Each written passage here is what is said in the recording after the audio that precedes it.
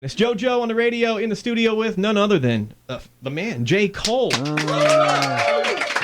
What's up, man? What's up with you? Chilling. Not really chilling. I'm working. This guy, you have I guess this is what you always dreamed about having, but you have a busy life. I was talking to your manager. You have no downtime. Yeah, that's true. That's true.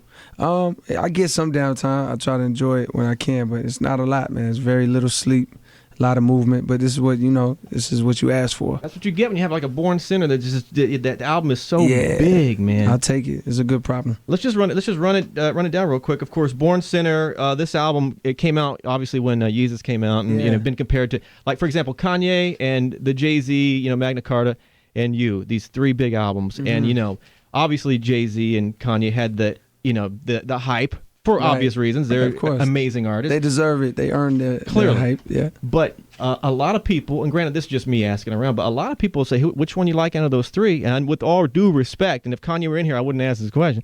But people credit, like, they think you have one of the, if not the best album of the year, certainly in the hip hop genre. Yeah, I appreciate it, man. Yeah, a lot of people feel that way. I feel that way. I'm biased, but and I'm just happy about the response to the album, period. Like, them people saying it's better than such and such album, that doesn't really mean anything to me. It's just the response that my fans have to the album, like the fact that they love it. They come up to me every day. Born Sinner, I play it every day, front to back. I don't skip a song, and then I play it again. You know what I mean? So it's like, I appreciate that response. Crooked Smile, man. That's just something about this song. I don't know if it's the hook, the verse, the combo, the magic of the whole thing together. It's just one of them special tracks. Thank you. And you said that you have, and kind of fill me in on the blanks, that you've never worked harder or longer on a song than you did with Crooked Smile. True. That's true, man. A lot of my best songs just happen. They flow out because I produced the song too, so I make the beat. And like a song like Power Trip, which was a single before Crooked Smile, I made that in my living room, and it just flowed out, and within 2 hours I had the whole song done.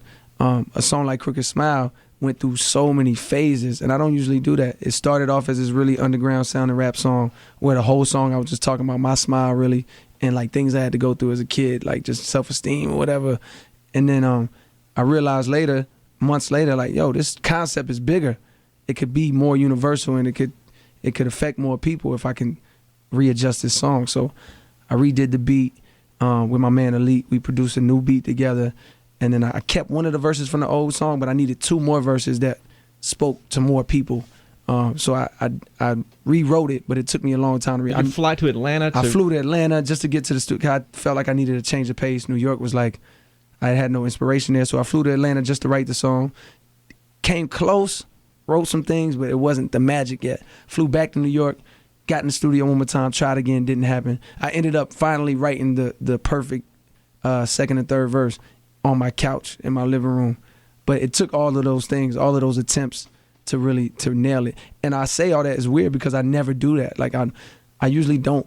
Like you would have given up on the song, like, this is done. Like I do it and it's over. Like I knew that this song was important though, and I knew it deserved that type of attention. Most rappers, you walk in a room, you get the beat, lay. I think you said three. You do 3 or 4 verses. Right.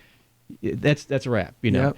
You said you would love to be able to do that, but you can't do it because you get wrapped. You're a perfectionist, and I think your output as far as the amount of songs are lower, but your quality is higher. That's your goal, and that's just the way you work, right? Yeah, for sure. And I don't even know if my output is lower. It's just that the things that I have to do to complete a song is so much more of a workload than your average everyday rapper who just has to write verses. Because I make the beat. I make the beat from scratch. Like nothing existed when I walked into the studio or when I sat down, and then I have to make a beat that it now exists and now inspires me to write. So I might go through 10 beats before the rapper side of me is like, yo, I want to rap to that one.